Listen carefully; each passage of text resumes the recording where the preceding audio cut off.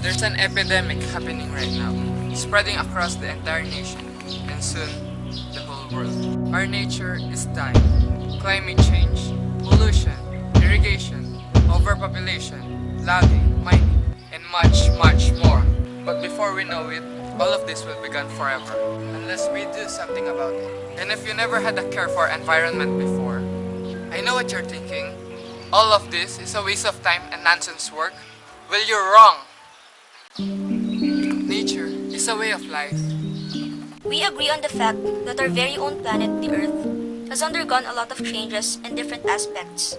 And sadly speaking, these transformations, whether physically or meteorologically, are seen today as devastating for living creatures. The occurrences of natural phenomena, such as typhoons, flash floods, the El Nino and the La Nina, have almost doubled if we compare this age to the past ones. And to tell you the truth, this beginning destruction was brought upon by the most advanced creatures, the human race. We humans have become so much advanced that we arrive to the point wherein we ruthlessly damage our natural resources by cutting down trees, hunting endangered species, and creating atmosphere-harmful inventions which causes thinning in our ozone layer. Our unwise decisions has placed our planet into severe danger. If until now, we become oblivious to the unusual calamities happening right now, Mother Nature as we know it would soon be completely incapable of providing our needs and thus signal the end of all life on Earth. These are facts, and it's not just terrible for us. Think about the environment and what they're going through. Here are some ways on how you can save the nature.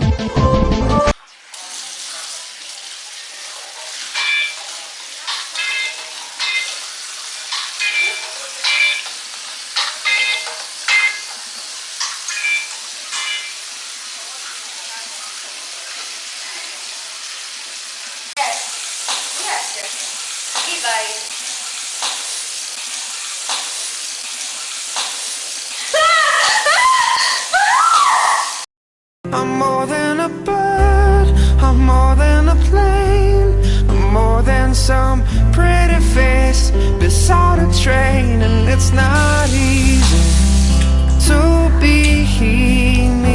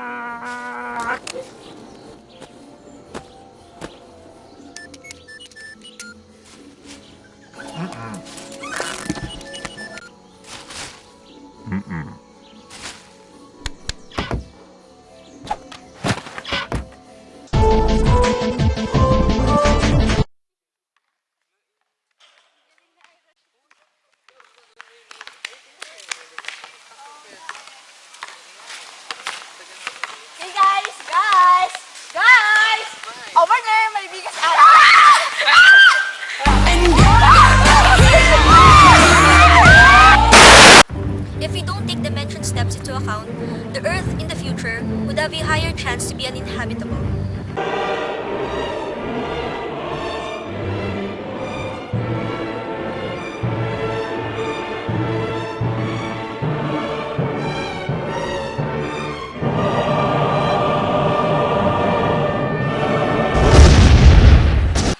Just don't let this happen, not just for us, but for the environment. So please, don't let them die. Just spread the message and save the nature.